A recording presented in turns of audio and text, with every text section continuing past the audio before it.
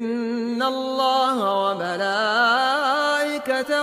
يصلون على النبي يا أيها الذين آمنوا صلوا عليه وسلموا تسليما. تعالوا مع بعض نشوف هدف إبراهيم دياز العالمي في مرمى لايبزيج. يلا بينا نشوف الهدف بتصوير الجماهير. تعالوا نبص بقى نشوف. إبراهيم دياز خد الكرة، رقص واحد والتاني والتالت وشوطة ولا أروع، الحارس ما قدرش. وده كان رد فعل بيلمنجهام على تويتر على الهدف. إبراهيم دياز بيقول أو ماي جاد إبراهيم، يا إلهي يا إبراهيم. هدف ولا أروع لإبراهيم دياز. وتنتهي المباراة بفوز ريال مدريد 1-0 على أرض لايبزيج في ألمانيا، عشان تتسهل للمأمورية في المباراة القادمة، في مباراة العودة إن شاء الله. والسلام عليكم ورحمة الله وبركاته.